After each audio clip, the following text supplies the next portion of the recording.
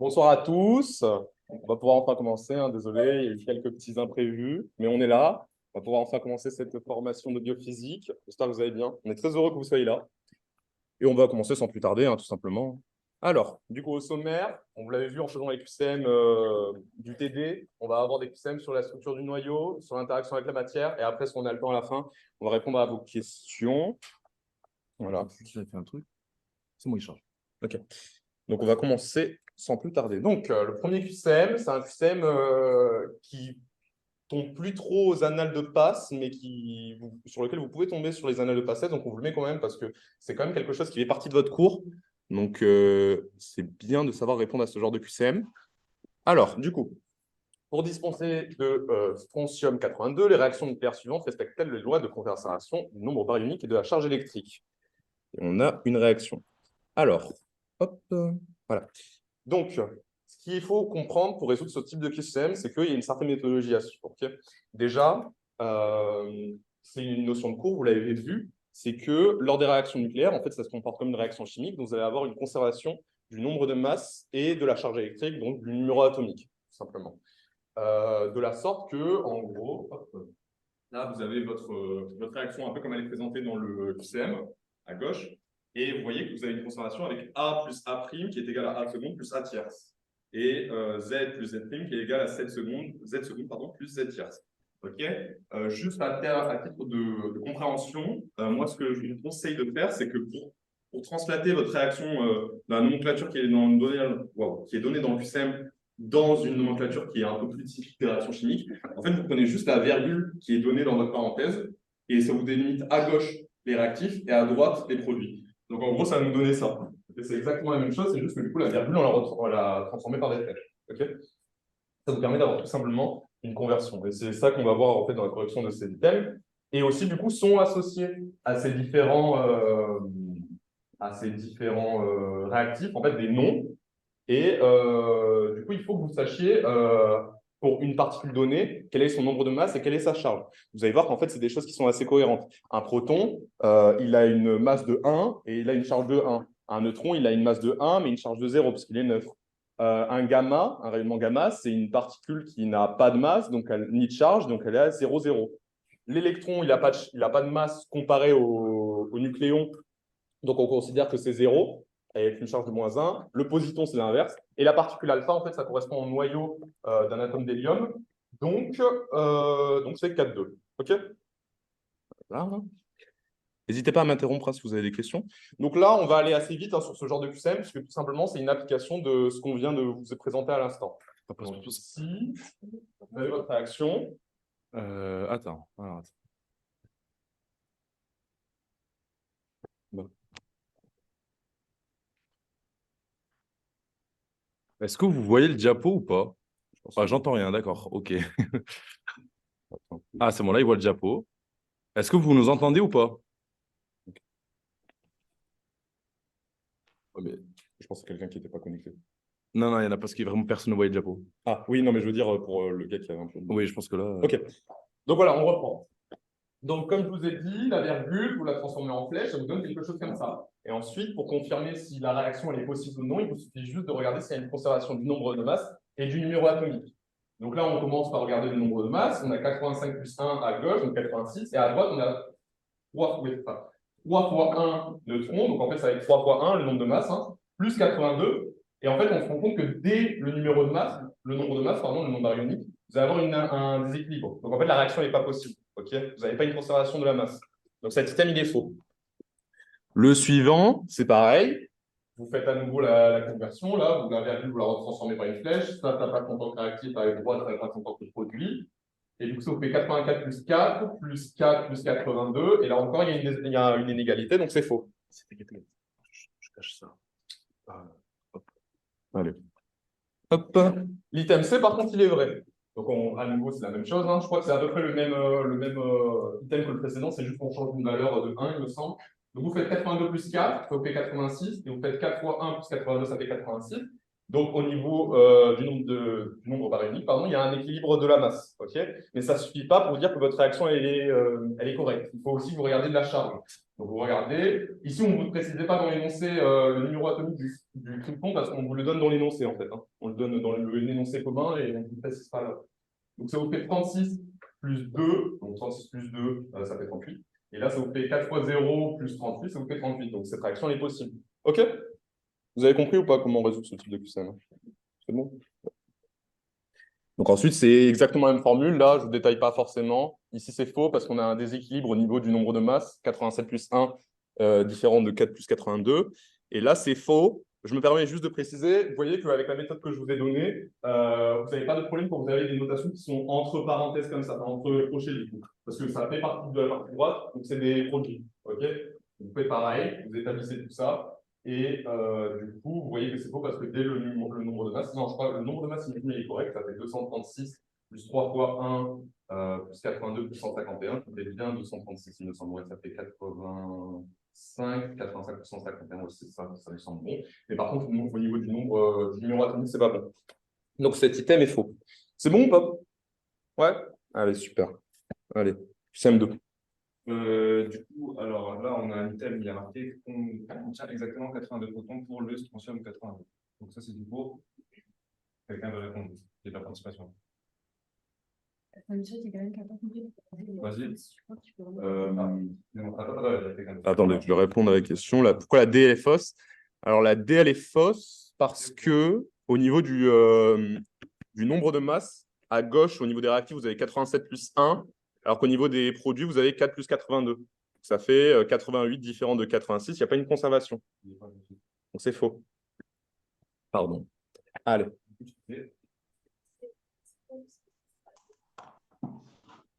C'est ça, nickel. Ouais.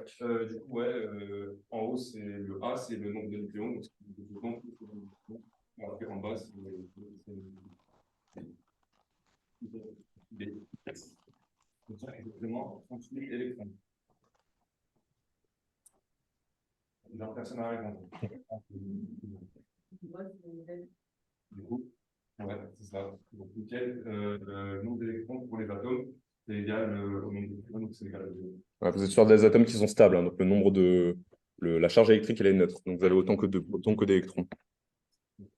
Contient exactement 246 quarks. Ouais. On sait que pour un proton, il y a 2 quarks et 1 quark down.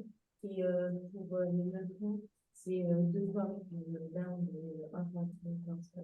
Du coup, j'ai fait 2 fois la somme enfin, 2 fois le nombre de protons, plus 1 fois le nombre de protons, plus 2 fois le nombre de protons. Du coup, ouais, globalement, c'est ça. De toute façon, 2 plus 1 et 2 plus 1, ça fait 3. Donc, je peux juste faire 3 fois le nombre de nucléons, le nombre de masses. Ouais. Et tiens, le nombre d'étables, je peux faire comme ça aussi. C'est une bonne méthode. Mais oui, hein, tout simplement, vous pouvez généraliser au fait que du coup, vos nucléons, ils ont chacun 3 quarks. Donc en fait, vous faites 3 fois le nombre de nucléons et vous avez le nombre total de quarks. Après, pour le nombre de quarks up et de quarks down, effectivement, il faut faire comme tu as fait. On fait le nombre de protons fois 2 pour avoir le nombre de quarks up des protons et fois 1 pour les neutrons pour avoir le nombre de quarks up des neutrons. Possède une masse supérieure à la somme des masses de ses constituants. Ça, c'est du cours aussi. Vas-y. Ouais, c'est ça. C'est ça, non, c'est inférieur, donc c'est faux. Donc, est-ce que tu peux me dire pourquoi c'est inférieur?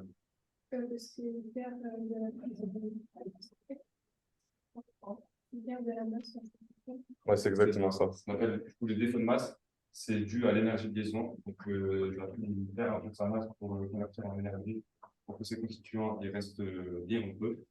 Et donc, la masse totale de l'atome, elle est inférieure à la masse de ses constituants pris par.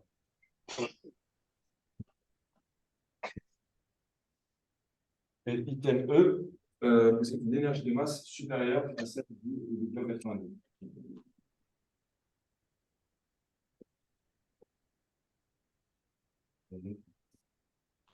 Vas-y. Du coup, oui, c'est vrai. Pourquoi? Parce que, enfin, une question, enfin, en fait, la question, du coup, c'est assez simple. Enfin, du coup, la note, elle est intérieure. C'est complètement ça. Donc, ouais, en gros, le rubidium, il a une masse qui va être inférieure parce qu'il est plus stable. Et donc, s'il est plus stable, ça veut dire qu'il a plus d'énergie de liaison. Et s'il a plus d'énergie de liaison, ça veut dire qu'il a perdu plus de masse pour avoir cette énergie, donc il est plus léger. C'est exactement ce qu'il faut retenir, c'est ce que je vous ai marqué en dessous, c'est plus un noyau est stable, plus son énergie de masse est faible. Vous voyez d'après le diagramme, pardon, que c'est le strontium qui se transforme en rubidium, que le rubidium est plus stable que le strontium, donc le rubidium a une énergie de masse qui est inférieure à celle du strontium. Voilà pour le QCM2. Des questions? Non, allez, parfait. QCM3 du coup. Le strontium 82 possède un défaut de masse inférieur à celui du rubidium 82. Alors, quelqu'un a une idée?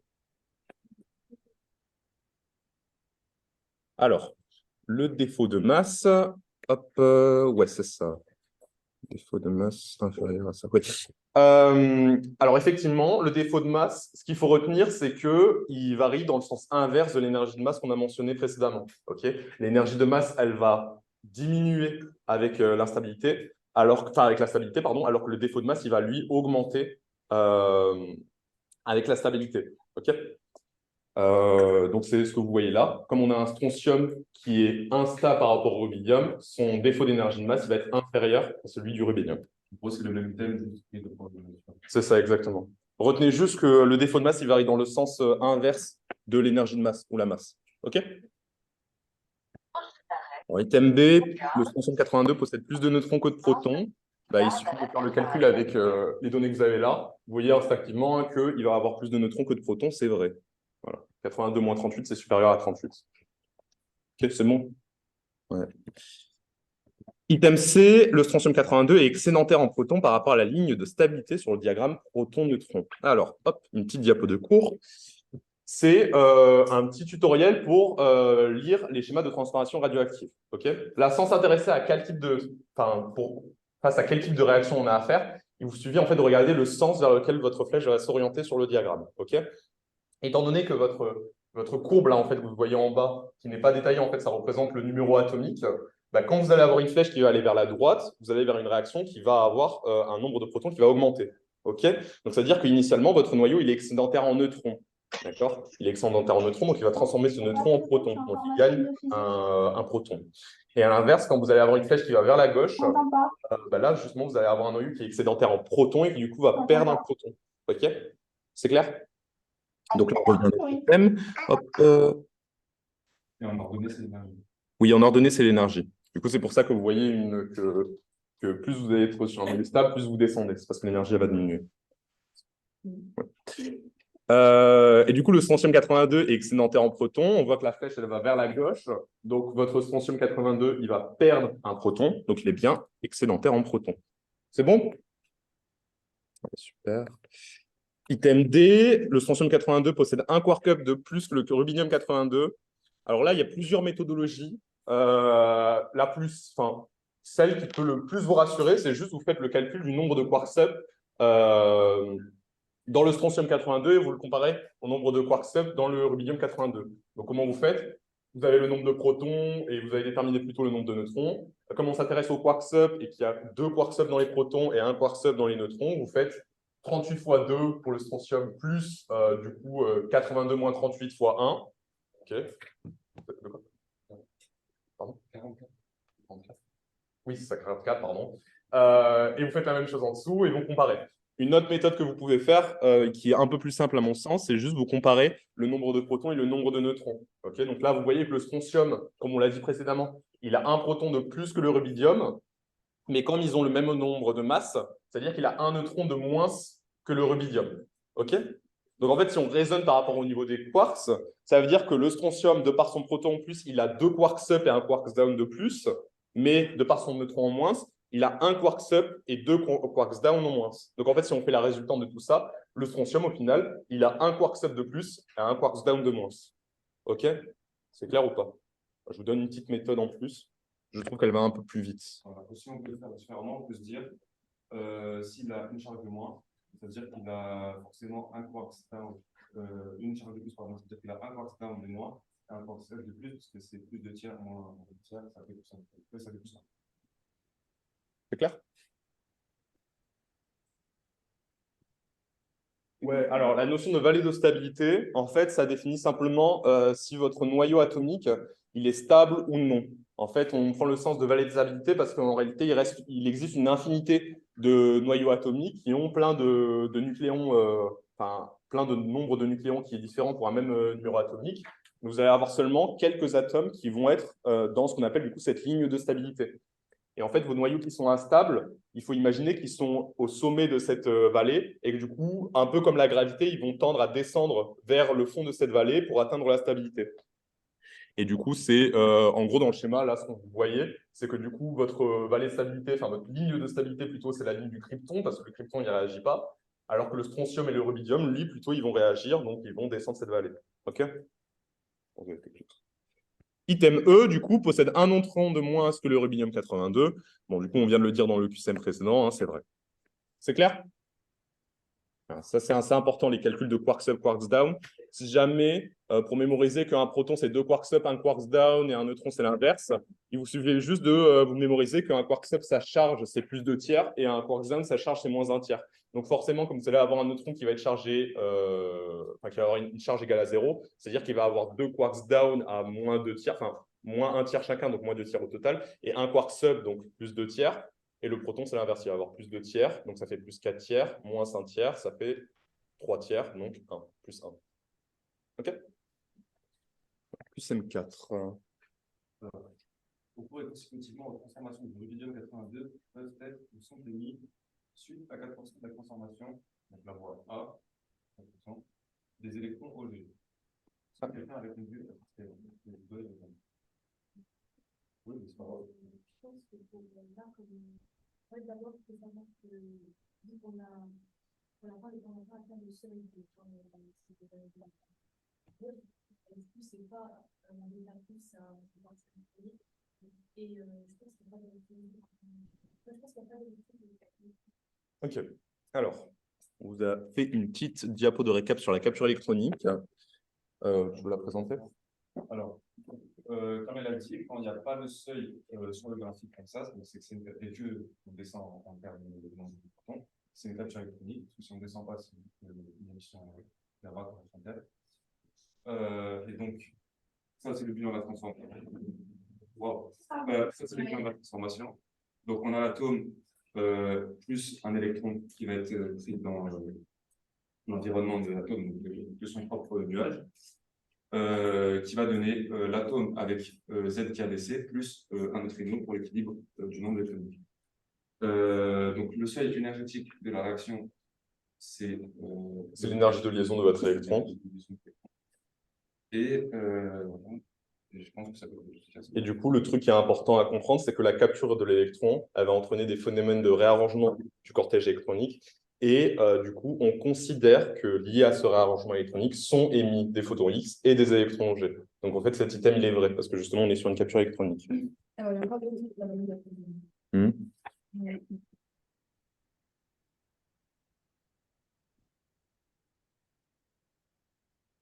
C'est ça par rapport à la vallée de stabilité. On revient sur ce QCM un peu plus tard, là où il y a un tableau. Mais en fait, tout simplement, quand vous avez des diagrammes de stabilité, comme c'était présenté jusque-là dans le QCM, bah, en fait, votre noyau qui est au centre de la vallée de la stabilité, donc qui est le plus stable, c'est celui qui est en bas parce qu'il ne réagit plus. Okay. Et on revient après là, vers ta question, je pense avoir compris c'est quoi le problème. Je fais juste un dernier commentaire pour l'énergie de liaison. En fait, pour surtout distinguer si vous êtes sur une capture électronique ou une bêta plus. En fait, vous allez voir que ces deux réactions, c'est les deux réactions isobariques qui ont un seuil. Okay, donc en fait, il vous suffit de comparer le seuil. Okay, là, vous voyez que le seuil, il n'est pas précisé premièrement. Et en plus, vous voyez qu'à côté, on a des 1,022. Et le seuil 1,022, lui, c'est celui-là qui va nous intéresser dans le cas des péta plus. Okay, donc si vous voyez qu'il y a un seuil, mais qui n'est pas important, genre qui est de seulement quelques électrovolts, ou qui n'est même pas précisé, ça veut dire que vous êtes sur une capture électronique. Okay. Est-ce que ça va? Pour la capture électronique, il y a systématiquement ouais. des électrons légers et des photons X. On considère que c'est ça. En fait, la raison pour laquelle vous allez avoir des réarrangements, la raison pour laquelle vous allez avoir en fait des électrons légers de manière générale, vous allez avoir un réarrangement électronique, c'est parce que justement, pardon? Ouais, c'est ça. C'est parce qu'en fait, lors de votre réarrangement électronique, vous allez avoir des désexcitations, hein, c'est ça le principe. Vous allez ajouter un électron, vous allez en retirer un. Du coup, il va y avoir un moment, une instabilité au niveau de vos électrons qui vont se désexciter. Cette désexcitation, elle va mener à l'apparition de photons X de désexcitation. Et ces photons X, ils vont heurter les électrons. Ils ont la possibilité de leur fournir assez d'énergie pour qu'ils quittent le noyau. Et justement, c'est ces électrons qui quittent le noyau suite à la réception d'un photon qui vont être des électrons G. Okay, donc, c'est pour ça qu'on associe les deux. Parce qu'il se fait pas chier, le noyau, s'il prend du cortège, prend le plus proche, donc ils vont tous redescendre sur des couches plus basses. Et donc, les photons X, ils vont heurter un autre électron. Et ça s'appelle la conversion extensive. Ouais, c'est ça. Capture électronique et conversion extensive, c'est la même chose. Mais voilà. C'est la résultante d'une capture électronique. Ok, c'est bon? Capture électronique. Du coup, voilà, cet item, il est vrai. Comme je vous l'ai précisé, la réaction A, on est sur une capture électronique, donc on va bien avoir des électrons G. L'item B, du coup, bah, ça suit. Vous allez avoir des photons X de réarrangement, on l'a précisé plus tôt. L'item C, dans 84% des transformations, voie B, des électrons positifs d'énergie cinétique maximale égale à 3,378. Donc, on fait un petit aparté sur la transformation bêta+. Alors, donc, comme on l'a dit avant, le seuil, s'il change, on voit que c'est 1,022 MeV. Donc, les 1,022 MeV correspondent à l'énergie du positon qui va être émis par le noyau. Donc, 0,511 MeV, c'est la même énergie de masse qu'un électron, c'est la grande particule de la même masse. Et les autres 0,511 MeV, c'est pour l'électron du cortège qui va se détacher du noyau. Comme on perd une charge, on n'a plus besoin d'avoir un électron supplémentaire, sinon notre atome il va devenir un ion négatif. Donc là, vous avez le bidon de la transformation. Donc, on parle d'un atome qui est instable et il va donner un atome avec un Z diminué, un positon donc, avec une charge positive et le neutrino toujours pour. Là, c'est un autre. C'est un autre. Non, oui, c'est un neutrino. Non, oui, c'est un neutrino pour notre électronique. Voilà, le seuil est 1,22 MeV. Et donc, ce qui est important à retenir, c'est que le positon, dans son voyage à son émission, il va finir par rencontrer tôt ou tard un électron qui est son antiparticule, et il va donc s'annuler et émettre deux photons de 0,529 chacun. Donc, en totalité, on retrouve l'énergie de 1,022 MeV. Voilà. Et les formules aussi qui sont à connaître. Formule. Donc, E bêta plus max, c'est l'énergie maximale qu'une particule bêta plus, qu'un positon peut avoir. Ça correspond à l'énergie totale de la transformation, donc delta LC carré, moins le seuil, du coup, qui est requis, nécessaire, qui correspond à l'énergie de masse. Donc, voilà. Et l'énergie bêta plus moyenne, ça correspond à 0,4 fois cette énergie maximale. Ouais, et du coup, juste, je précise bien, faites attention, c'est l'émission de deux photons gamma et chacun de ces photons gamma sont 511 keV. Okay. Et plus tard dans l'exercice, il y a un moment où on vous dit que c'est des photons gamma de 1,022 MeV, c'est faux, parce que du coup, c'est bien des photons gamma qui individuellement ont 511 keV. Okay. Vérifiez bien les unités, par exemple, si on marqué 511 MeV, c'est faux, ou si on marqué 0,511 keV, c'est clair? Ouais, super. Ouais, et du coup, on profite aussi pour faire un aparté sur la transformation bêta-. Donc, pour la bêta-, là, cette fois-ci, le nombre de protons du coup, il va augmenter. Ça concerne tous les noyaux excédentaires en neutrons, c'est-à-dire que pour on va préciser, pour les excédentaires en protons, du coup, la bêta plus, ça va être que pour les noyaux entre guillemets lourds qui auront assez d'énergie pour avoir le seuil de 1,022 MeV. Donc, pour tous les noyaux qui auront un Z faible, donc les noyaux légers, ils seront plutôt sur de la capture électronique. Ouais. Et les noyaux lourds font aussi la capture électronique. Donc, en gros, capture électronique, à partir du moment où on est dans un proton, on en fait. Et si on a beaucoup d'énergie, on peut aussi faire de la bêta plus. Et quand on a un bêta moins, bah, on n'a pas de temps de bêta. Et vu qu'il n'y a pas de seuil requis, vu que c'est en stable. Donc, le bilan de la transformation, le noyau qui gagne une charge sur Z, l'émission d'un électron, et là, du coup, d'un antineutrino, là aussi, pour le nombre d'électrons qui va être respecté. L'énergie bêta-max, donc l'énergie maximale de l'électron qui va être émis par la réaction bêta- qui est encore égale, donc cette fois-ci, c'est égal à la totalité de l'énergie de la réaction, et qui appelle le seuil, donc delta MC carré. Et l'énergie bêta, bêta plus ou bêta moins max, bêta moins. divisé par 3, ça donne l'énergie bêta moins. Effectivement, c'est E bêta moins max divisé par 3. Ouais. Voilà. C'est clair? Super, on peut retourner au QCM du coup. Hop. Ouais, du coup, cet item, il était vrai. Tac, tac, tac. Donc, on s'intéresse à la voie B. Vous regardez, en fait, la voie B, du coup, E bêta max, ça va être la différence de masse entre les deux, moins le seuil. Donc, en fait, ce que vous pouvez faire, c'est soit vous faites 2,601 MeV plus 0,770 MeV plus 1,022 MeV et vous enlevez le 1,022 MeV, soit vous faites juste la somme de ces deux chiffres. Okay, parce que ça correspond bien à la différence d'énergie en excluant le seuil de 1,022 MeV qui ne va pas pouvoir être transmis à la particule bêta plus. Je me permets de rajouter que là, la voie B, c'est transformation bêta plus pure, parce que, comme vous voyez, on a une autre transformation, c'est la voie C, où on va arriver à un seuil supérieur au truchement de 0,767 MeV. Donc ça, c'est pas pur, parce qu'on va avoir le noyau qui est toujours excité, et qui va faire donc, une conversion interne pour redescendre à un état stable. Et donc, il va émettre un rayonnement gamma. Et du coup, la valeur de ce rayonnement gamma, ce sera la différence, c'est 0,767. C'est clair pour tout le monde? C'est clair pour les transformations pures. Bon, sur les nuits, ils n'entendent pas grand-chose, mais là, on va le dire. On va pas pour qu'il y ait une sous-maladie. C'est clair là-dessus, du coup? Ouais, ouais, super. Hop, item D. Vas-y. Donc, dans 84% des transformations, donc la voie B, des positions d'énergie cinétique moyenne proches de 1,35, mais fonction PI, parce qu'on va avoir l'action générale. Est-ce que quelqu'un a la réponse? Vas-y. Non, ouais, non. C'est bien clair. Ok, donc, on a dit 84%, c'est la transformation bêta plus pure. Les positions d'énergie cinétique moyenne proche de 1,35 MeV. Donc là, on nous demande de calculer bêta plus moyen. Donc, pour calculer bêta plus moyen, on prend l'énergie de la réaction, la delta MC carré qu'on avait, on enlève les 1,22 MeV et on fait fois 0,4. On reprend le résultat de la question d'avant, 3,178 fois 0,4, ça fait bien 1,36, donc l'item est bon. Ça se va ou pas? Ouais, parfait. Du coup, pour item E. Alors, eux, dans 96% des transformations, donc là, on prend les 2 bêta plus, des photons gamma d'énergie égale à 1,022 MeV, donc en fonction des lignes. Est-ce que quelqu'un a la réponse? Regardez. C'est faux, parce que pour la B, il n'y a pas de. Il n'y a pas de. Enfin, normalement, je pense qu'il faut. Alors, effectivement, juste une petite précision pour les photons gamma, effectivement, les photons gamma, ils sont soit émis dans le cadre d'une désexcitation, comme vous avez là dans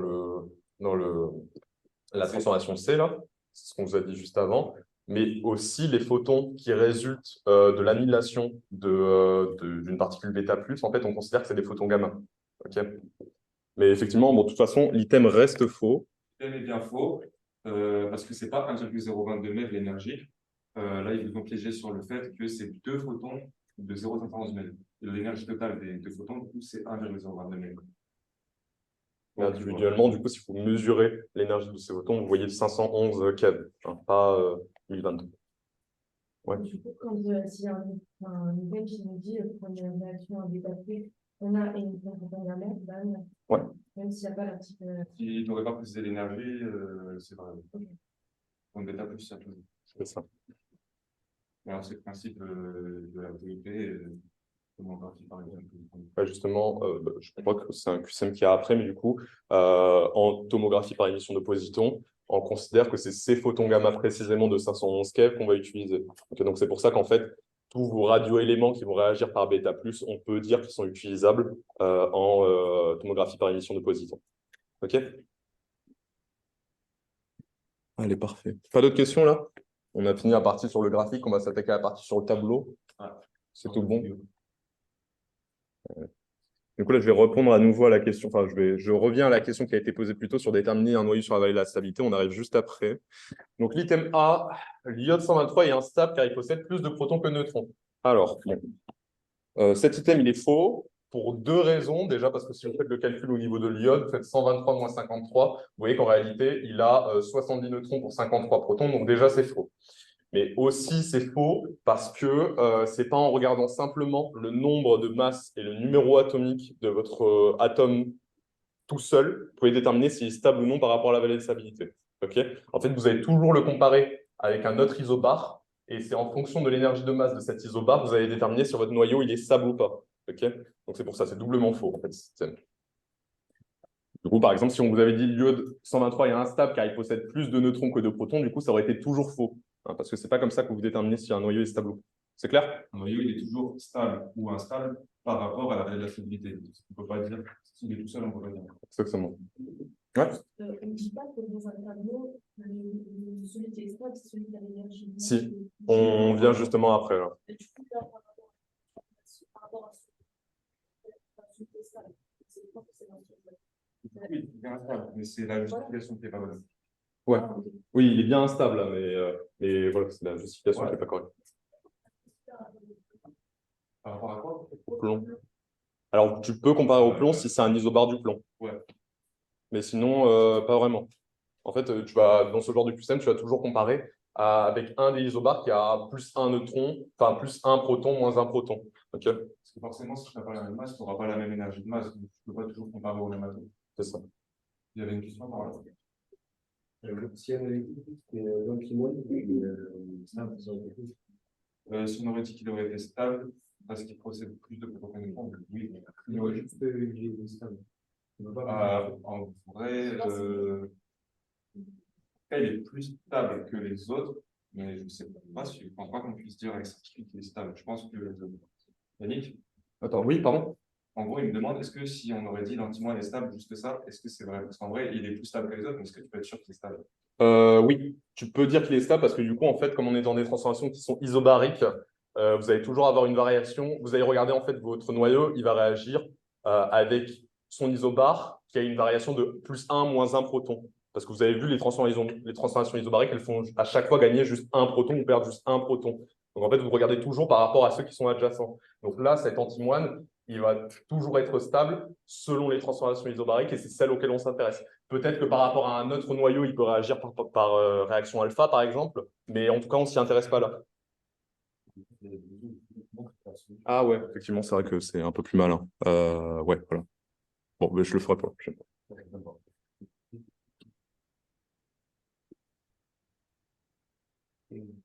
Ouais. Ouais, je reviens vite fait là-dessus. Tac, tac, tac. Ouais. Alors juste, en fait, pour savoir si ce qui est émis dans ce genre de réaction, c'est quel genre de particules, s'il y a des photons ou quoi, en fait, il faut simplement apprendre à quoi va ressembler votre réaction. Par exemple, la réaction A, vous voyez que le seuil d'énergie, la réaction A, vous voyez que le seuil d'énergie il est faible. Donc, comme on l'a dit précédemment, on est sur une capture électronique. Et vous devez du coup savoir que la seule particule qui est émise, c'est un neutrino, si je ne dis pas de bêtises. Il n'y a pas d'électrons ou de positons qui sont émis. Au contraire, par la transformation B et C, on déjà individuellement B, c'est une transformation bêta+, parce que comme on l'a dit, il y a un seuil de 1,022. Du coup, ce qui est émis, ça va être un bêta+ et un neutrino. OK? Pardon? Et un rayon gamma suite à l'annihilation. Merci. Et pour l'item C, c'est pareil. Même si, bon, on pourrait débattre qu'ici, il y a éventuellement une conversion interne qui a lieu à la place du photon gamma, à partir du principe que quand vous voyez une désexcitation comme ça simple et qu'on ne vous précise pas qu'il y a quelque chose qui est émis, c'est une désexcitation gamma. OK? Ouais. Si. Oui, du coup, je ne l'ai pas précisé. Mais effectivement, oui, en fait, c'est penser à chaque fois à votre réaction et consécutivement à votre réaction, ce qui est produit aussi. Mais effectivement, je ne l'ai pas précisé, mais oui, bien sûr, il y a le photon X de réarrangement et les électrons G. Alors, hop, ouais, du coup. Alors, l'iode se transforme naturellement en xénon. Hop, on part sur la partie qui est un peu intéressante. Donc, comment vous allez déterminer, là c'est un peu plus compliqué, vous n'avez pas le diagramme qui vous indique clairement ce qui est stable, ce qui est instable, ce qui va réagir, ce qui ne va pas réagir. Donc, comment vous déterminez ce qu'on appelle une filiation radioactive, donc c'est-à-dire quel noyau va se transformer en quel noyau et ces mêmes noyaux, comment ils vont réagir. Alors pour ça, en fait, c'est tout simple. On part du principe fondamental qu'on a vu précédemment, c'est que plus votre noyau il est stable, plus son énergie de masse elle est faible. Okay, c'est ce que j'ai mis là en gras, c'est vraiment ce qu'il faut retenir. Du coup, ce que ça implique, c'est que les noyaux instables, forcément, ils ont une énergie de masse qui est supérieure à celle des noyaux stables. Okay, donc là, par exemple, je vous ai pris l'exemple du xénon et de l'iode. Vous comparez les énergies de masse. On voit que le xénon a une énergie de masse qui est supérieure à celle de l'iode. Donc, l'iode est plus stable que le xénon. Donc, le xénon va réagir en iode. Okay, donc, vous avez une filiation radioactive xénon-iode. Okay, et après, potentiellement avec d'autres noyaux, mais là, on s'intéresse juste à ces deux noyaux-là. Okay, et du coup, ensuite, je fais aussi une parenthèse pour déterminer, du coup, à partir de ça, si, parce que c'est bien beau de voir dans quel sens vos noyaux vont réagir, mais il faut aussi s'intéresser à quelle est la réaction par laquelle ils vont interagir. Donc, en fait, c'est tout simple. Vous partez, c'est exactement la même chose que ce qu'on avait vu jusque-là. Hein. Si votre noyau pair est excédentaire en neutrons, comme vous l'avez vu dans le cours, la seule transformation isobarique qu'on a vue qui est excédentaire, enfin qui est réalisée par un neutron, enfin par un noyau pardon, qui est excédentaire en neutrons, c'est une bêta-. Donc forcément, s'il est excédentaire en neutrons, il va réagir par bêta-. S'il est excédentaire en protons et que la différence d'énergie entre les deux noyaux elle est inférieure à 1,022 MeV, ça veut dire que votre noyau n'a pas d'énergie suffisante pour émettre les deux particules et donc par extension, il ne peut pas réagir par bêta+. Donc il va simplement réagir par capture électronique. 5, je crois. Voilà.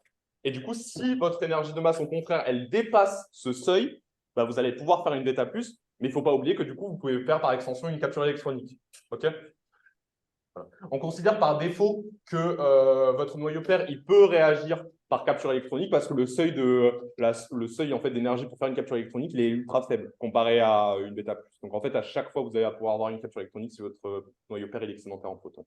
OK ? Et pour savoir s'il est excédentaire en protons ou en neutrons, vous comparez par rapport à l'élément plus stable, s'il a plus ou moins de protons. C'est ça. Donc, hop, on en revient là. Donc, l'iode 123 se transforme naturellement en xénon. Bah, c'est ce que j'ai présenté là, ici, dans l'exemple. C'est faux. C'est l'inverse. C'est le xénon qui se transforme en iode parce que l'iode a une énergie de masse plus faible que le xénon, donc il est plus stable. OK ? Item C, le xénon 123 est instable et peut se transformer par capture électronique. Donc, il y a deux étapes. Déjà, vous regardez si le xénon il est instable et ensuite, vous regardez s'il peut se transformer par capture électronique. Bon, là, l'instabilité, on vient de la prouver sur l'item précédent. On a dit qu'il est instable puisqu'il a un isobar qui est d'énergie plus faible. Il va se transformer en cet isobar, donc il est bien instable. OK ? Et pour déterminer s'il peut se transformer par capture électronique, il faut voir deux choses, simplement une en fait. Il vous suffit juste de voir si votre xénon il est excédentaire en protons, si je ne dis pas de bêtises. C'est ça ? Ouais. Du coup, vous regardez en fait si le xénon a plus de protons que l'iode, parce que c'est l'iode l'isobar stable entre les deux. Et en fait, bah, c'est le cas. Donc, ça va être vrai, si je ne dis pas de bêtises. Ouais, c'est ça. Bah là, il n'y a pas besoin de regarder le seuil parce que c'est simplement une capture électronique. Donc, peu importe, dès que tu as un noyau qui est excédentaire en protons, il peut réagir par capture électronique. Il y a un seuil, mais le seuil, en fait, le seuil, c'est l'énergie de liaison de l'électron. Donc, dans tous les cas, il est actif le seuil.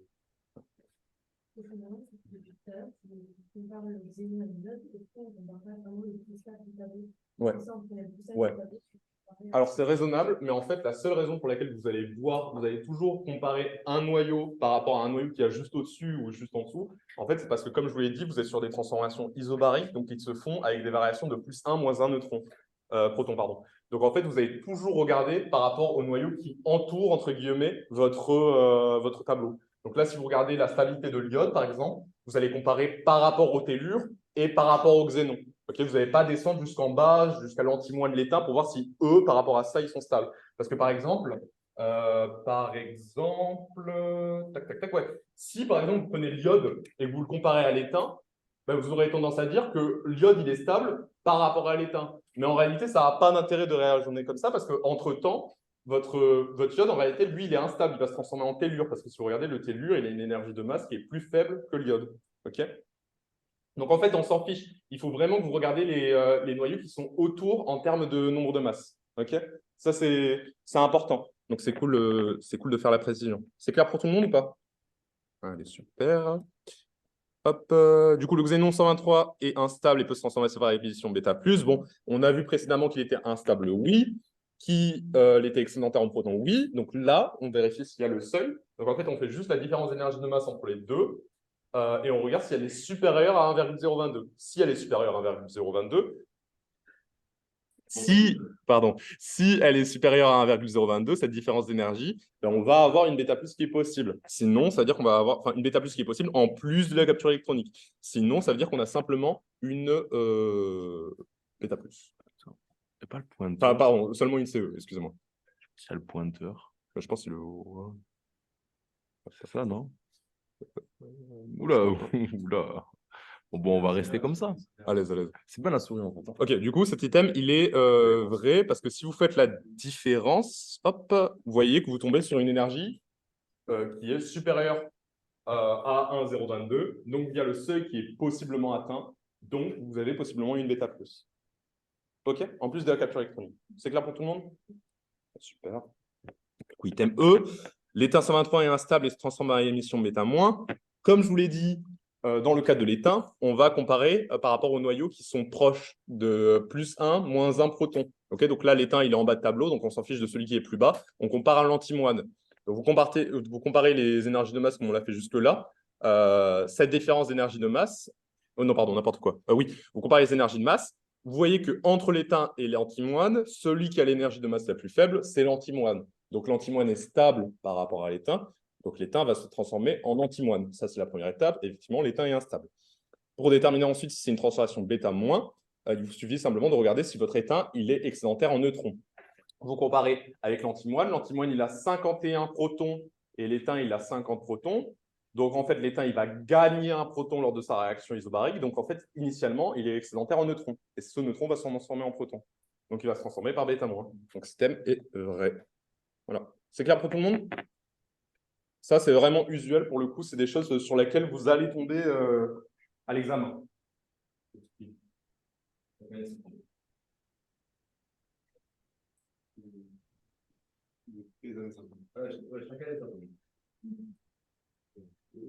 Alors oui, ouais, je fais quelques remarques là par rapport à des choses qui ont été dites. Alors déjà, pour les transformations non isobariques, vous n'avez rien à retenir. C'est un truc, normalement, le prof cette année vous a dit que vous n'avez pas à les connaître, les transformations alpha ou quoi, quand est-ce qu'elles ont lieu. Et de toute façon, les QCM, vous n'allez jamais avoir des questions en mode l'étain est instable et peut se transformer par émission alpha. On va vraiment s'intéresser à des transformations qui sont isobariques. Il faut juste connaître leur existence. Et ensuite, ouais, et si c'était en UM1, vous pouvez tomber sur ça en QCM. En fait, c'est exactement le même raisonnement, sauf qu'en fait, vous faites la différence en UMA et ensuite, vous convertissez votre UMA en énergie. Avec la conversion, un UMA est égal à 930 MeV environ. Et du coup, une fois que vous faites ça, bah, vous regardez si vos seuils ils sont bien respectés, tout ça, tout ça. Mais sinon, par rapport à déterminer si un noyau est stable ou pas avec en UMA, en fait, c'est exactement la même chose parce que si un noyau a un UMA supérieur à un autre, bah, il aura une énergie de masse qui est supérieure à l'autre parce que c'est juste une conversion, quoi. C'est clair? Super. Ouais, plus M6. Alors, dans une source de Xénon 123, un équilibre de pétiment entre le Xénon 123 et le 123, c'est pas bon. Alors, est-ce que quelqu'un veut m'expliquer ce que c'est de... C'est quand la demi-vie du maillot vert est beaucoup plus grande que celle du maillot gris. Et donc, le maillot vert va imposer sa demi-vie à celle du maillot gris. Et donc là, le maillot vert, c'est le xénon. Et on voit qu'il a une demi-vie moins grande que celle de l'iode, donc il n'y a pas d'équilibre. C'est exactement ça. Je l'explique pour qu'ils ont sur leur étudiant. Donc, c'est une chose dans les radioactifs. Ceci se dit des intégrations progressives selon une loi exponentielle décroissante, qui est représentée sur la courbe ici. On établit donc pour chaque élément une constante qu'on note de lambda, à partir de laquelle on va déterminer la période ou demi-vie et un demi. Et donc UET, un demi, c'est le temps nécessaire pour que le nombre de noyaux initial soit divisé par 2. Donc là, on a la formule à connaître. Donc T1 demi égale ln de 2 divisé par lambda. Donc ln de 2, c'est 0,7. Lambda, on vous donnera. Et voilà, 0,7 divisé par lambda, ça vous donne la période. Au bout de n demi-vie, on considère la quantité restante de noyaux dans la source comme 1 demi exposant n de la quantité initiale. Donc c'est logique. En gros, au bout d'une demi-vie, je vais avoir mon nombre qui va être divisé par 2, donc 2 demi-vies par 4, donc 0, c'est comme si je le multipliais par 0,5 exposant au carré, puis 0,5 au cube, puis 0,5, 1 demi, c'est 0,5. Donc, voilà. Et on considère qu'à partir de 10 demi-vies, donc c'est-à-dire qu'on a divisé par 0,5 exposant 10, donc ça veut dire qu'on a divisé par 1024, on considère que c'est négligeable, que l'activité est négligeable. Vous avez des questions? C'est juste ça. Du coup, là, on est passé à l'équilibre d'origine. Ouais. Donc, c'est ce que vos camarades avaient expliqué. Quand on a un noyau pair avec une demi-vie qui est nettement supérieure à celle du noyau fils, donc par nettement supérieur, en général, dans les exercices, si on n'est pas au piégé, ça va être par exemple 5 fois supérieur. Vous pouvez être sûr qu'il y aura une équilibre d'origine. Donc, comme le noyau fils se désintègre plus vite, quand il se désintègre plus vite, l'activité elle va baisser. Donc, la demi-vie elle va augmenter. Au final, le noyau pair va imposer sa demi-vie. Et on pourra considérer qu'en tout temps, la vitesse de désintégration ou la demi-vie est proche, et que l'activité aussi est proche. C'est clair pour ça. Et du coup, juste en termes de nomenclature, on dit que la demi-vie du père, elle correspond à la demi-vie apparente du fils. Sa demi-vie propre, c'est celle qu'il a quand il est isolé, mais quand il est avec le père, ça devient sa demi-vie apparente. C'est bon? L'item était bien faux.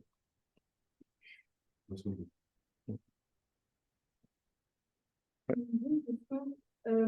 Parfois on a la demi-vie du fils qui est beaucoup plus élevée que la demi-vie du père, et donc il va tout de suite se transformer en le fils, et on n'appelle pas ça un équilibre de régime. Non, du coup, non. L'équilibre de régime, c'est vraiment, vous avez la demi-vie du père qui est bien supérieure à celle du fils. Dans l'autre cas, c'est juste d'avoir une désintégration radioactive.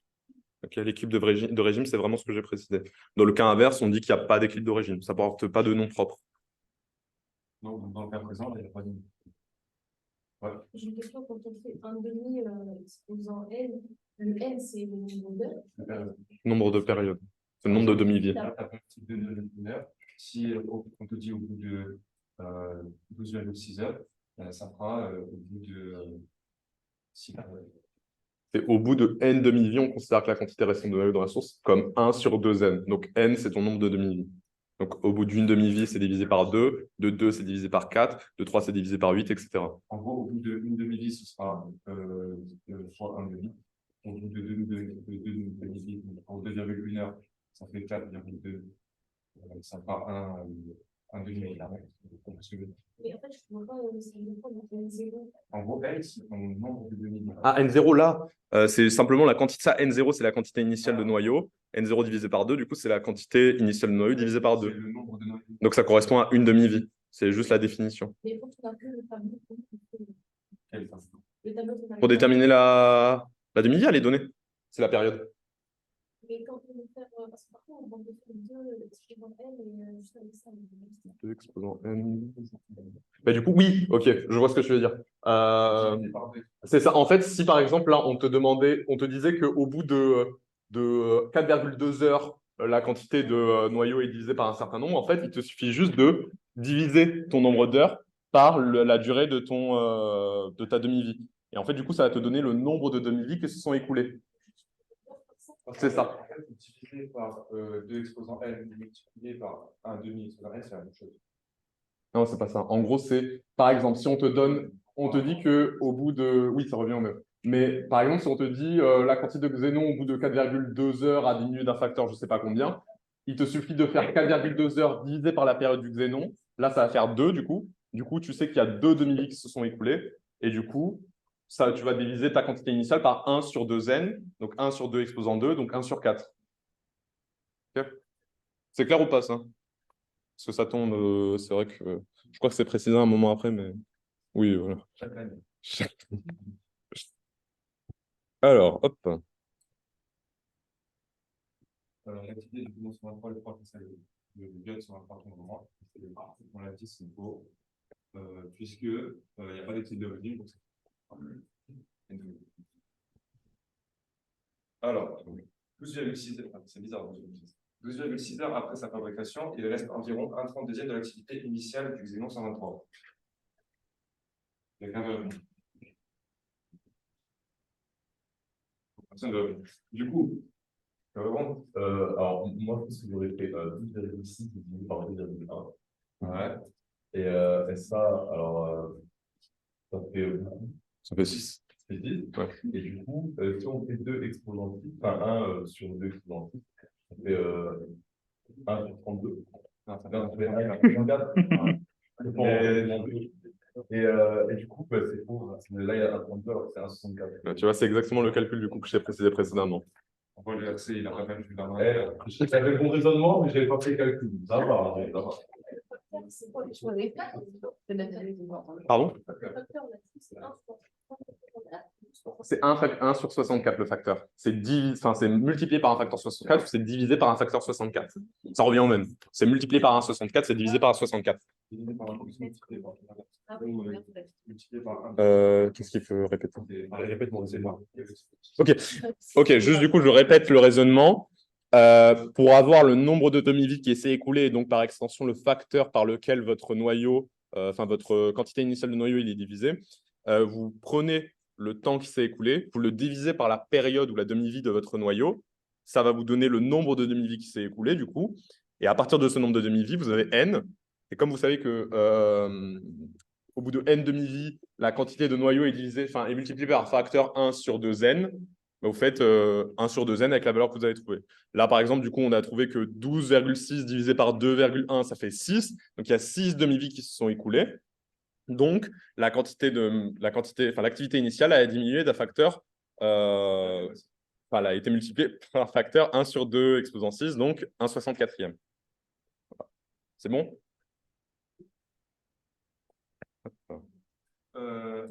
21 heures après sa fabrication, l'activité du Xénon 123 est considérée comme négligeable.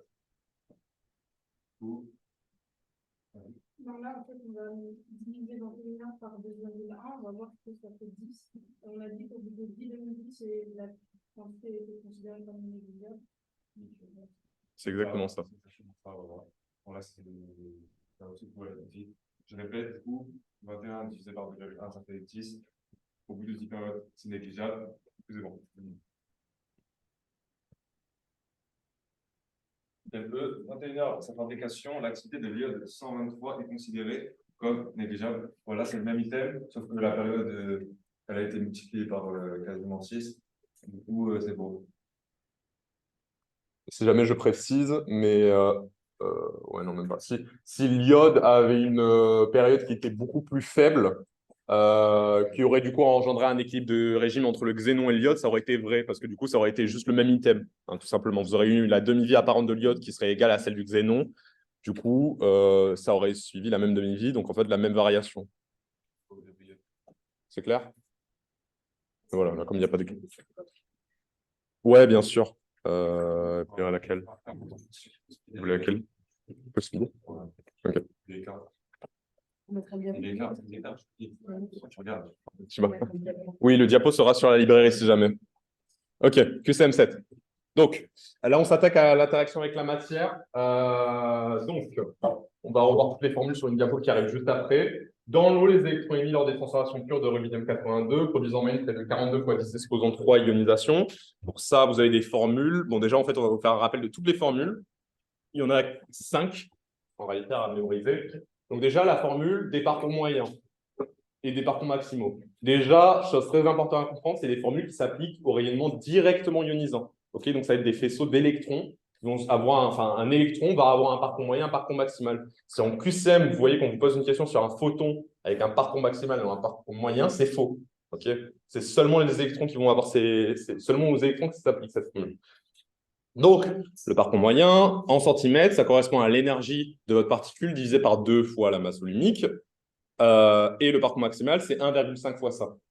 Okay, toujours en centimètres, du coup. À partir de ça, on peut déterminer les autres, d'autres grandeurs. Donc, on va avoir le nombre total d'ionisation, N, qui correspond à l'énergie cinétique de l'électron divisé par l'énergie moyenne transférée par l'électron à chaque ionisation. En fait, c'est cohérent. Hein. Si vous voulez le nombre total d'ionisation, vous prenez l'énergie de votre de votre électron et vous regardez, vous le divisez par l'énergie que va libérer votre électron à chaque ionisation. Ça vous donne son nombre total d'ionisation. À savoir, ça c'est important, on ne vous le donne pas en QCM. L'énergie moyenne transférée pour chaque ionisation dans l'eau d'un électron, c'est 32 électrovolts. Ensuite, vous avez la densité linéaire d'ionisation. Donc, la densité linéaire d'ionisation, ça correspond juste au nombre d'ionisation divisé par le parcours moyen de votre électron. Et la transfert d'énergie linéaire d'énergie TLE, ça correspond à la DLI multipliée par l'énergie moyenne transférée pour chaque ionisation. Excusez-moi. C'est clair? Ouais. DLI, franchement, En fait, DLI, ça va te donner le nombre d'ionisation par centimètre. Ça va te donner le nombre d'ionisation par unité de distance. Donc, en fait, je peux te dire, à partir de au bout de cette distance, ton électron, il va faire tant d'ionisation. OK?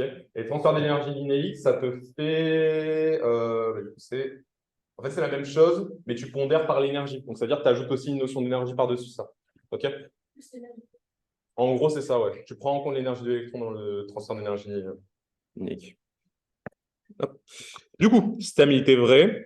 En fait, vous appliquez simplement les formules qu'on avait vues avant.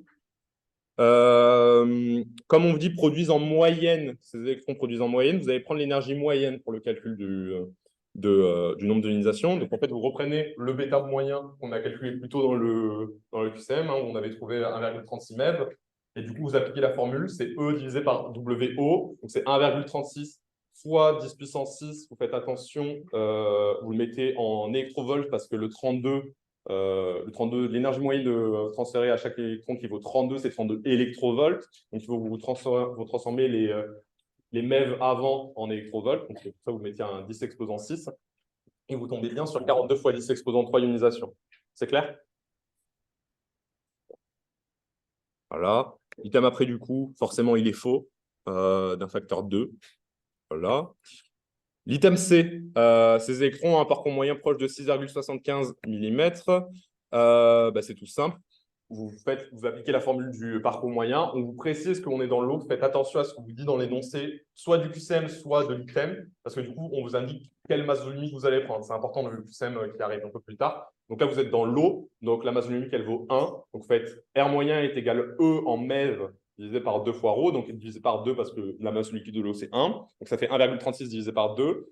Ça vous fait 0,68 cm parce que vous obtenez le résultat en centimètres quand vous mettez votre énergie en mégaélectrovolts. Et du coup, 6,8 mm qui fait approximativement 6,75. L'item D, pareil, c'est application de formule. Formule du DLI, on a dit c'est le nombre d'ionisation divisé par R moyen. Donc en fait, vous reprenez les valeurs qu'on a vues avant. Je crois qu'il n'y a pas trop de choses auxquelles il faut faire attention. Seule chose que vous devez faire attention, on vous donne la DLI en ionisation par micromètre. Donc si vous voulez l'avoir en par micromètre, il faut qu'ici vous transformez votre parcours moyen en micromètre. Donc à la base c'était en millimètres, donc vous faites un facteur 10 exposant 3 pour l'avoir en micromètre. C'est clair? Ouais. Là, c'est juste méchant, faut se connaître les formules. Ouais, pour le coup, c'est simplement l'application de formule. Et du coup, dans l'eau, ces électrons produisent un transfert d'énergie linéique inférieur à celui des particules alpha. C'est faux. C'est vrai, pardon, c'est inférieur. Excusez-moi. Je crois que c'était supérieur. Et du coup, ouais, ça, c'est du cours. Si vous voulez la raison précise pour laquelle c'est le cas, en fait, c'est parce que le W des particules alpha, il est beaucoup plus important que celui des électrons. Et de manière générale, l'énergie que va avoir votre particule alpha, elle est beaucoup plus importante que celle que va avoir vos électrons. Donc forcément, le transfert d'énergie linéique, il va être bien plus important. Et c'est pour la raison pour laquelle ces particules alpha, elles sont beaucoup plus dangereuses que les particules bêta. OK? Clair? Voilà. Plus un 8.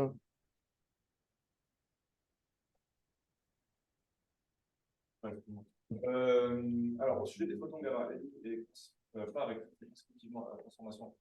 Merci, au sujet des photons gamma, pas avec exclusivement à la transformation radioactive du rubidium 82 contenu dans ce radiopharmaceutique, et sachant que le coefficient d'atténuation linéique dans l'eau pour les photons utilisés par le système d'imagerie est proche de 0,086 cm par centimètre. Ils ont pas. Je sais pas plus fort. Ces photons ont pour énergie soit 511 keV, soit 777 keV. Donc,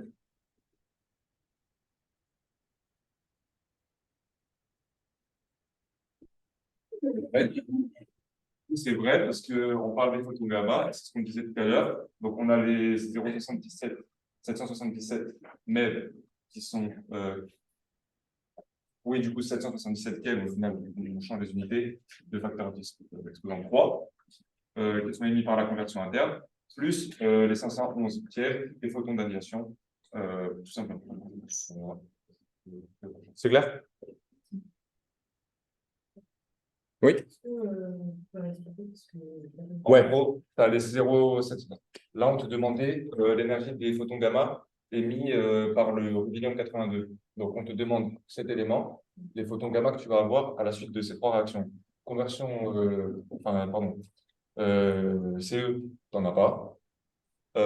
Bêta plus pur, tu vas avoir les photons d'annihilation de tes particules bêta plus. Comme ça va. OK.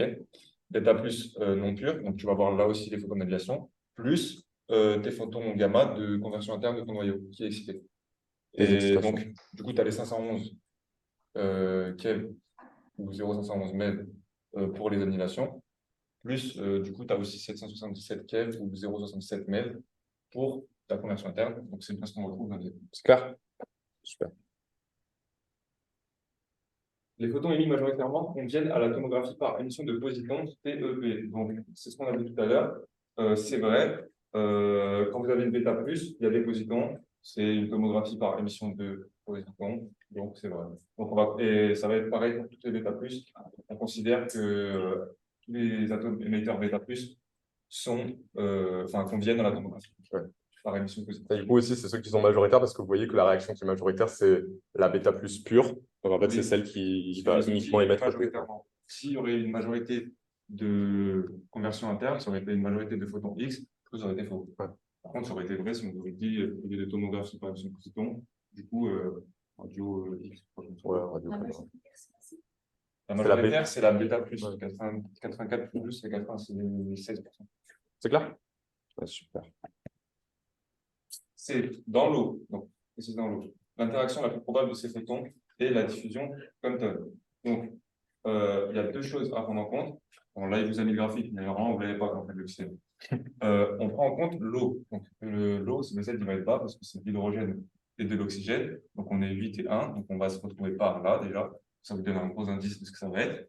Et on prend en compte l'énergie des photons qu'on a. Donc, là, c'est des photons gamma. On a dit 511 keV et 777 keV. Donc, on se retrouve par là. Bon, j'imagine que je mets un angle de 13 pour 1. Donc, on se retrouve par là, ici, par là. Donc, en gros, on se retrouve par là. Donc, effectivement, on va avoir une majorité d'effets Compton. Voilà. Donc, moi, ce que je vous dis pour vous aider, prenez en compte qu'entre 100 keV et 10 MeV, ça va relativement être Compton pour les noyaux légers. Et pour les noyaux qui vont être lourds, dans tous les cas, on sera dans du photon électrique en dessous de 1 MeV. Ouais. Voilà. C'est clair? Super. Du coup, système, il était vrai. Oui, bien. Alors, la différence entre l'effet Compton et l'effet photoélectrique, je peux l'expliquer si tu en as envie, vas-y. Effet Compton, si je ne dis pas de bêtises, c'est quand l'électron s'entrechoque avec l'autre électron avec un contact qui est non direct, c'est-à-dire qu'il va continuer son chemin. Et il va exciter l'électron et lui, il va continuer.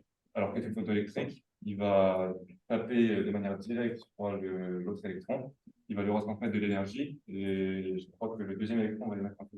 En gros, la différence entre photoélectrique et Compton, c'est que Compton, vous allez avoir votre photon qui va heurter un électron.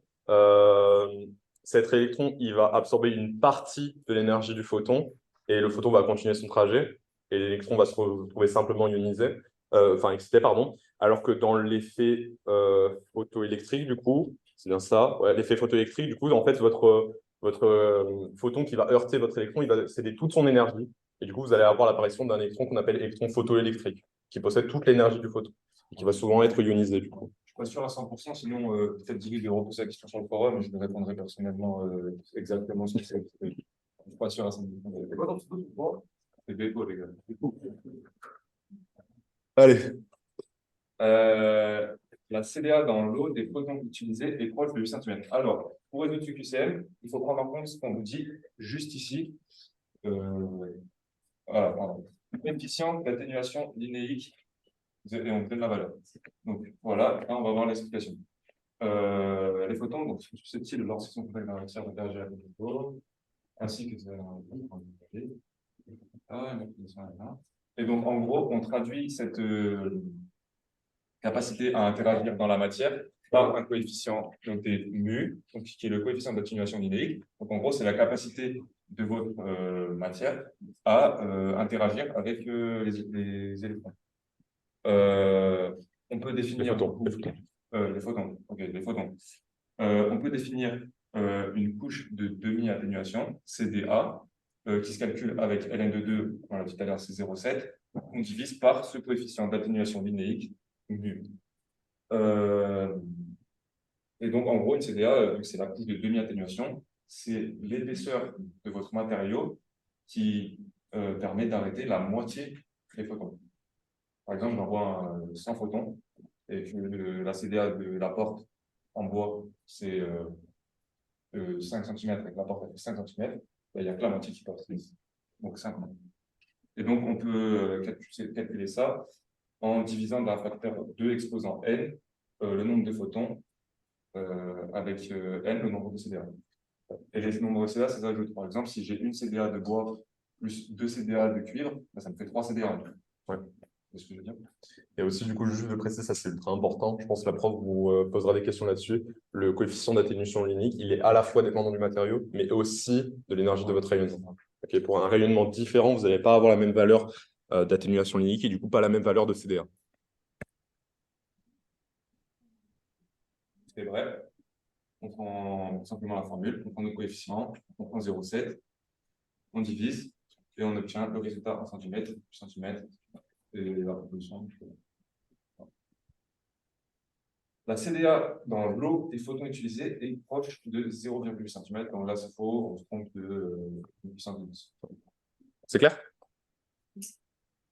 Ok. Est-ce que vous avez des questions là sur toutes les formules qui ont été appliquées ou pas? Parce qu'en gros, là, à partir de là, il n'y a plus trop de diapos courts. Donc, si jamais vous avez des questions, on peut y répondre maintenant. Et sinon, on continue là. C'est juste à nouveau, on va réappliquer des formules en fait. Ouais, on continue? Ouais, super. Donc, QCM9, on utilise du rhélium, un émetteur bêta-, son énergie bêta-max, c'est 930 keV. Pour irradier une articulation douloureuse, on utilise pour le stockage de cette solution de rhélium un flacon vert dont les parois sont de 2 mm d'épaisseur. Et pour l'exercice, on prendra ρ vert est égal de. Dans la matière vivante, le parcours moyen des particules les plus fréquemment émises par le rhélium est proche de 0,15 cm. Attention, là, on vous dit que vous êtes dans la matière vivante. Donc, la masse volumique que vous allez prendre, c'est en gros celle de l'eau, c'est 1. On considère que la masse volumique de la matière vivante, c'est 1. OK? Parce que c'est en gros. Ouais, c'est ça. Donc là, vous allez prendre ρO dans le calcul. Faites attention parce qu'on vous donne ρ vert juste avant. Ce n'est pas pour autant que vous allez l'utiliser. Donc, en fait, c'est tout simple. Déjà, on vous parle du parcours moyen des particules les plus fréquemment émises. OK? Donc, la valeur énergétique qu'on va prendre là, c'est E bêta moyen. D'accord? Parce que c'est les particules les plus fréquemment émises. Donc, vous prenez E bêta moyen. Pour trouver E bêta moyen à partir de E bêta max, vous êtes sur une bêta moins. Donc, vous allez diviser par 3 E bêta max. Et du coup, vous allez à nouveau diviser ça par 2 fois ρ, donc 2. Parce que du coup, vous divisez par 2 pour avoir le parcours moyen. C'est E divisé par 2 ρ. Et aussi, faites attention, là, ça additionne beaucoup de choses, tout ça. Dans votre formule, E doit être en MeV. Donc, vous faites 930 divisé par 10-3, parce que du coup, c'est en keV. Donc, ça vous fait 930 fois 10-3, divisé par 3, divisé par 2. Du coup, ça vous fait 0,15 environ. Ça vous donne le résultat. Et du coup, ça vous donne le résultat en centimètres. C'est clair? Ouais. Juste, j'ai pas compris pourquoi vous avez divisé par 3, divisé par 2. Ouais, c'est ma faute, c'est moi. Pourquoi? Parce que tu prends les particules le plus fréquemment émises. Donc, tu prends la moyenne des particules. Et pour avoir l'énergie moyenne d'une particule bêta-, tu fais l'énergie bêta- max divisé par 3. Donc, ça, c'est déjà pour diviser par 3. Et 2, c'est parce qu'on prend ρ, parce qu'on est dans la matière vivante. On a ce qu'on veut dire. Donc, 2 fois 1, ça fait 2. Et donc, tu divises par 3 et par 2, donc tu divises par 6. Voilà. En gros, c'est ça. C'est E bêta max divisé par 3 fois 1 sur 2 ρ divisé encore par 2 ρ. Et donc, en gros, vous allez faire E bêta max divisé par 6. OK? C'est clair? Parce que ρ, c'est. Parce qu'en gros, c'est parce que vous faites 3 fois 2. OK? Hop. Dans la matière vivante, l'épaisseur du tissu traversé au-delà de laquelle il n'y aura plus aucun électron en mouvement provenant du rhénium par contre maximum est proche de 0,46 cm. Là, attention, vous voyez qu'on vous parle. En fait, là, on cherche vraiment à savoir l'électron le plus énergétique ou quelle distance il va parcourir. OK? Donc, vous faites attention. Là, avant, on avait pris E bêta moyen. Là, vous prenez E bêta max parce que vous voulez vraiment savoir les électrons les plus énergétiques, ça sera quoi leur parcours maximal. OK? Donc, vous faites R moyen est égal E bêta max divisé par 2 rho. Donc, si vous prenez simplement 930, vous ne divisez pas par 3. 930 fois 10 moins 3 divisé par 2, ça vous donne le résultat en centimètres. Et vous faites le calcul du parcours maximum parce que c'est ce qu'on vous demande. Du coup, vous multipliez par 1,5 votre R moyen et ça vous donne 0,69 cm. Du coup, c'est faux. C'est clair? Ouais, juste je précise, ça peut vous paraître bizarre un peu d'avoir un R moyen pour un E bêta max et un R moyen par un E bêta moyen. En fait, ce qu'il faut que vous compreniez, c'est que ce R moyen là, il correspond au parcours moyen que va traverser les 10% en gros de vos électrons les plus énergétiques. Donc c'est pour ça qu'on peut déterminer un R moyen qui sera différent du R moyen que vous avez calculé avec E bêta moyen avec l'exercice précédent. Et aussi, on passe par ce calcul de R moyen parce qu'on est obligé pour atteindre R max. OK? C'est clair ou pas? Parce que pour vous imaginer ça, si on prend le E max, c'est parce que votre particule qui a l'énergie maximale, elle peut très bien rencontrer beaucoup d'électrons et donc ne pas aller loin. Donc ça, ce sera son parcours moyen, parce qu'en général, elle va rencontrer beaucoup d'électrons. Mais il y a une fois où elle va rencontrer vraiment que dalle, et ça va être 1,5 fois ce parcours moyen. C'est pour ça qu'on ne divise pas par 3. C'est clair? Super. Ça, c'est vraiment la partie un peu compliquée. Donc, si vous avez bien compris quand on utilise E bêta max, E bêta moyen, c'est cool. Du coup, si jamais, juste je fais une généralité, si jamais on vous parle du parcours avec les électrons les plus fréquemment émis ou le parcours pour les électrons en moyenne, vous prenez E bêta moyen. Et si on ne vous précise pas, vous prenez E bêta max. OK. Et là, par exemple, on cherche à vraiment voir lesquels vont aller les plus loin, donc vous prenez E bêta max. Le manipulateur préparant la solution de rhénium peut attraper le flacon à la main, car aucun bêtement d'uranium n'est capable de traverser l'épaisseur du verre du flacon. Du coup, normalement, c'est faux. Ouais, c'est faux, tout simplement parce que, comme on l'a vu précédemment, oui, là, par contre, du coup, vous refaites en fait le calcul de R max pour E bêta max, parce que vous cherchez là encore les bêtaments qui vont aller le plus loin possible. Okay, sauf que là, vous prenez la masonomie du verre, parce que du coup, on est dans le flacon. Vous voyez qu'on obtient 3,5 mm, qui est supérieur à 2 mm. Donc, ça veut dire que vos électrons, enfin vos bêta- les plus énergétiques, donc les électrons, c'est la même chose, les électrons les plus énergétiques, ils vont pouvoir dépasser l'épaisseur du flacon qui est donné dans l'énoncé. Donc, c'est faux. Votre manipulateur, il va devoir porter quelque chose pour rembourrer ses mains, tout simplement. C'est clair? OK. Le parcours de ces électrons est rectiligne. Bon, est-ce que quelqu'un a la réponse? Bon, c'est faux. Ça, c'est du court. C'est en ligne brisée. En fait, on considère que c'est un parcours en ligne brisée, tout simplement parce qu'à chaque fois que votre photon il va réagir par effet Compton, en fait, il va être dévié. Il va céder seulement une partie de son énergie, ce qui va faire qu'il va être dévié dans sa trajectoire. OK. Item E. Dans l'articulation, on comptera en moyenne plus d'excitation que d'ionisation. Ça encore, c'est du court, c'est vrai. À savoir impérativement, en moyenne, on considère que dans la matière, votre électron, il va générer 3 excitations pour une ionisation. Parce qu'en fait, tout simplement, l'énergie que va devoir libérer votre électron lors d'une ionisation, elle est bien plus importante. Donc, c'est un phénomène qui est un peu plus rare. Okay, vous allez plus souvent avoir des excitations au sein de votre matériau. OK? C'est clair? Donc, ça, c'est du court. QCM 10. Ouais, donc on va aller assez vite. Photons 159 keV émis consécutivement entre les informations les plus probables ont un coefficient d'accumulation. Donc là, on vous donne les informations qui importent. 150 keV et U est égal à 20 cm-1. Ces photons sont des photons gamma indirectement ionisants, c'est vrai. Pour rappel, une particule est considérément... Enfin, en fait, les particules qui sont indirectement ionisants, c'est des photons. Donc, c'est photons gamma, photons X. Et celles qui sont directement ionisants, celles qui vont induire immédiatement une modification au niveau du cortège. Donc, en fait, ça va être votre faisceau de bêta-, votre faisceau de bêta+, tout ça. OK, donc effectivement, là, ces photons, ils sont indirectement ionisants. Item B, la CDA est proche de 0,35. Bah, c'est tout simple, vous faites le calcul à partir de 20 cm, ça va vous faire 0,7, c'est ça, divisé par 20. Et tac, tac, tac. Ouais, vous obtenez le résultat en centimètres, attention. Et du coup, vous devez le convertir en millimètres. Vous voyez que c'est faux d'un facteur 10. OK. Item C, du coup, c'est la bonne réponse. C'est bien 0,35 mm.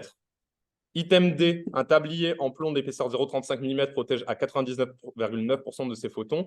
En fait, la réponse est tout simplement, est-ce que ce tablier, il va rendre l'énergie, enfin, les photons, le nombre de photons qui traversent négligeable? Donc, c'est-à-dire, est-ce que votre tablier, il a 10 fois la CDA? Pour rappel, parce qu'on considère qu'au bout de 10 CDA, le nombre de photons qui passe, il est négligeable. Ben, en fait, vous voyez que du coup, c'est à peine une CDA, donc ça va être bien sûr faux. Okay, donc, ça va protéger que de 50% par définition, comme c'est qu'une seule CDA. Et item E, ouais, voilà, c'est le dernier. On peut affirmer qu'un tablier en plomb d'épaisseur 0,35 mm est suffisant pour se protéger de l'ensemble des émissions de l'iode atroce sans se préoccuper. Mais en fait, c'est faux, là encore, parce que en fait, votre tablier n'est même pas suffisant pour arrêter les émissions de l'iode 123 lui-même. Donc, en fait, ça ne sert à rien de s'intéresser aux autres énergies d'excitation. Ça va là aussi être mauvais. Okay, et c'est aussi parce que mu n'est valable que pour, comme je vous l'ai dit, une seule valeur énergétique. Vous allez avoir des CDA qui sont différentes. Donc là, comme on ne vous les donne pas, vous ne pouvez pas savoir. Ouais. Que c'est des photons gamma? Je crois on te le dit. On te le dit. Ah, ces photos, c'est des photos gamma. Ouais. C'est vrai qu'on ne le précise pas. Si. Effectivement, la transformation des plus probables de l'iode, donc c'est les bêta plus. Ah non, ici, on te dit que c'est une capture électronique. Non, mais regarde, dans le QCM 10, les photons 159 mis consécutivement. Ah oui. Ah non, ici, une capture Ouais, électronique. c'est vrai Ah que oui, c'est non, c'est vrai que c'est bizarre. Ouais. C'est vrai que c'est bizarre. Ouais, mais il y a marqué ici une capture électronique. Mais après, c'est moi. Après, j'avoue, cet item, c'est moi qui l'ai modifié juste un peu. Donc, en fait, c'était possiblement pas une capture électronique, mais une bêta plus. Du coup, il y avait des photons gamma. Et du coup, on pouvait considérer que c'était indirectement ionisant. Enfin, que c'était des photons gamma. OK. Voilà. Ignorez ici une capture électronique. Voilà, voilà. Attendez. Oui. La D. Allez. J'en profite. Juste. Est-ce que vous avez des questions là? Genre sur les deux chapitres. Si jamais vous en avez, c'est le moment. Sinon, vous nous voyez là à la fin avant de partir. Ouais, allez-y maintenant. Parce qu'après, on part en Espagne. Voilà. Et du coup, une dernière. C'est bon? Tu l'as prise? C'est bon? OK. Du coup, juste. Alors, c'est un peu casse-pied, je sais. On va vous demander de remplir ce questionnaire pour savoir si la formation vous a plu, si vous avez des choses à redire par rapport à la formation. Elle est aussi affichée à la sortie. Il y a Gilles qui vous la présente. En PC, parce qu'il ne vous laisse pas sortir. S'il n'est pas bien, vous nous le dites. C'est ça. Et du coup, voilà, j'en profite pour conclure. Ces deux chapitres, ils ne sont pas forcément évidents. Après, j'espère que ça vous rassure un peu de voir ces QCM, parce que pour le coup, c'est que des QCM d'anal. À chaque fois, c'était précisé dans le diapo. Les 8 premiers, c'est des QCM d'anal de pur pan, et les 2 derniers, c'est des QCM d'examen blanc. Donc, c'est des choses qui sont susceptibles de tomber. Donc, vous voyez qu'en général, par rapport, j'ai eu des retours avec d'autres classes par rapport au col, c'est plus simple que ce qu'on vous donne parfois en col. Donc, rassurez-vous, et surtout, quand vous entraînez sur ce genre de chapitre, faites les annales, okay, parce que c'est littéralement ce qui va tomber. OK. Et du coup, voilà, sinon, j'espère que la formation vous a plu, que vous ressortiez. Ouais. Juste, quand est-ce qu'il sera disponible le diapo sur la librairie? Bientôt, le plus tôt possible. Le plus tôt possible, hein, ça ne tardera pas. Vous aurez exactement ça, donc pas de souci. Et voilà, j'espère qu'en tout cas, cette formation vous a plu, qu'elle vous a aidé si vous aviez des doutes par rapport à ce cours, sinon qu'elle vous a rassuré. Et voilà. Ouais, si vous avez n'importe quelle question par rapport à ça, si on a des trucs, on est allé un peu vite, vous n'avez pas posé la question, vous pouvez poser la question sur le forum, on y répondra. Et voilà. Et oui, vous pouvez y aller. Et oui, du coup, vous pouvez y aller. On vous remercie.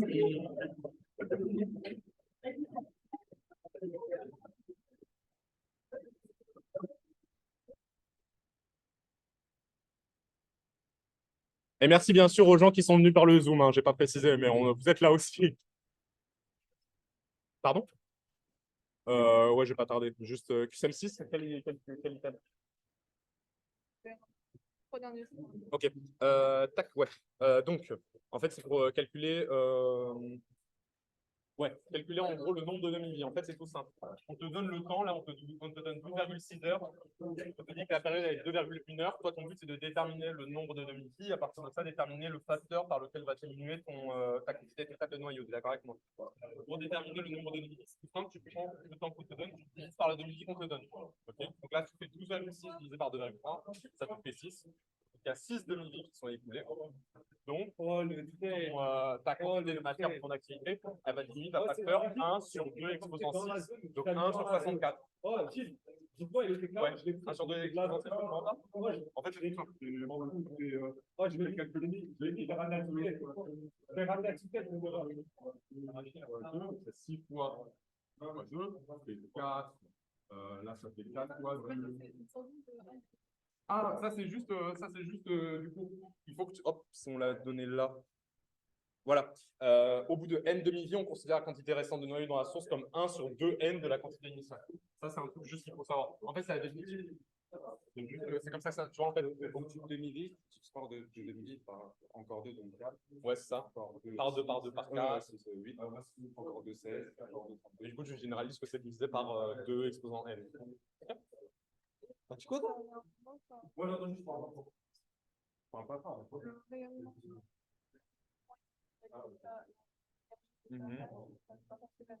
En fait, c'est précisé dans l'énoncé. Si dans l'énoncé, on te demande de calculer le parcours moyen pour les électrons qui sont les plus énergétiques, tu vas prendre E bêta max dans ton calcul. Mais si c'est les plus fréquemment émis, ça va être E bêta moyen. Pardon. Ouais, pour le coup, mais il faut vraiment faire attention juste à ce qu'on te dit dans l'énoncé. Voilà. C'est clair? Super. Avec plaisir. Et en gros, on doit faire 0,7 divisé par. 0,086. Ouais, ouais, j'avais vu ça aussi qui s'est passé. Attends, on peut dire au revoir à la visio. Ouais, tu peux dire au revoir à la visio. Bah, de toute façon, ils ont tous disparu. Ah ouais, c'est vrai. Au revoir, à très bientôt, j'espère. Et j'espère que vous avez kiffé la forme. Hein. Ouais, c'est toi qui fais la l'outro à ma place. Tu veux faire l'outro? Vas-y, fais l'outro sur YouTube. À plus tout le monde. On se retrouve à la permanence. Je sais pas. Allez. Salut à tous, c'est la salle. Du coup, c'était, oui, 0,7. Ouais, même moi, j'avais vu le calcul passer, il est un peu compliqué. 0,07 divisé par genre, 0,07 divisé par genre 0,0.